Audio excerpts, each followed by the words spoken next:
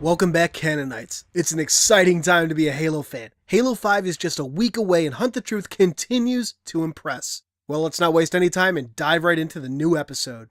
We open with Maya telling us that the ship mistress held up her end of the bargain and Maya, Bostwick, Mashak, and BB were set free, ship and all. On a side note, how much do you want to bet we're not quite done with Ms. Chorzal? Anyway, BB announces that he studied the data gathered by Ari and created a model to predict future events.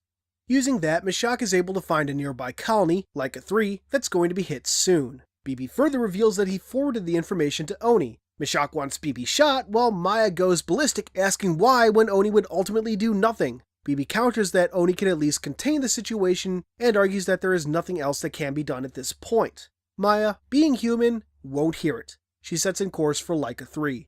Upon arriving, we are greeted by a world of green and blue, a vision of Earth without the huge human populations that spread across its surface. It's serene, in a word. After a few words from BB asking, well, what the hell they expect to do, Mashak sets to work trying to find signs of the anomalies. Before he gets too far, however, the ship is shot. A message appears on the control panel, from Ilsa Zane. She had tracked them all the way from Conrad's Point, and she wanted revenge. After another few hits, Mashak tries to contact Ilsa, hoping to save his own ass in his own comical fashion. But before he can finish, Maya takes over and tries to warn Ilsa of the coming event. Ilsa reveals that she is aware, hoping to take control of whatever power is capable of crippling a colony and using it against the UNSC. Now, I know our characters are unaware that these are Guardians waking up, but I would genuinely love to see Ilsa try to take control of a Guardian. It'd be comical, if nothing else. With her ship severely damaged and the engines out, Maya takes the ship into a dead dive, their last hope for survival. BB tries to get Maya to hand controls over to him since he's an AI and won't pass out from the G-Force, and after a little bit of protest and again with little other choice, Maya complies. Maya passes out soon after, but she does wake up, alive. As she's coming to, she's surprised to see none other than the founder of the Triad, the holy man himself, Dask Gevadim. Dask reveals that her comrades had all survived and goes on to tell that Maya's arrival, or rather, Pharaoh's, was not coincidence, that her arrival was divine will. With that, he takes Maya for evaluation, aka Thetan readings. As she walks out into the camp, Maya finds dozens of people, shaved eyebrows like Dask, pitching tents, engaging in strange activities, and all full of religious fervor. In short, it's a cult camp. Dask suddenly begins talking about the Covenant, how they followed a hierarchy of 3 prophets and were blessed by an oracle, and how in some ways their beliefs were right. Of course, Dask goes on to point out how they were wrong, how they misinterpreted the ancient texts, and how he discovered the genuine truth. You know, classic religion.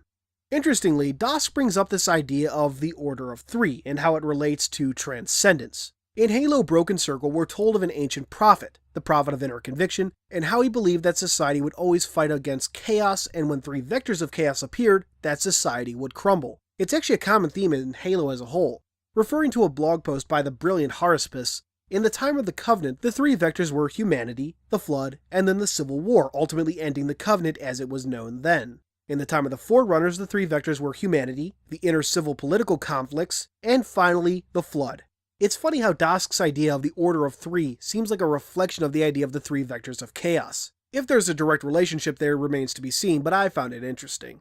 And of course, as always, I could be reading way too much into things.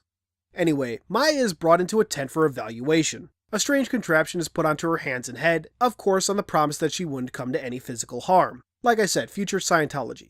Once done, Dask asks Maya what she knows of him, and she's pretty straightforward. He offers the promise of transcendence, a promise she sees as little more than snake oil, and accuses him of preying on the desperate.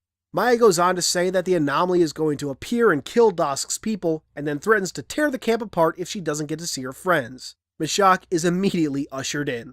When Maya again inquires about Bostwick, Mashak quite loudly states that she's out in the fields helping new arrivals, and points out to Maya that Dask is reassuring his followers. He clearly didn't want them wondering about Bostwick, which just makes us and Maya wonder even more.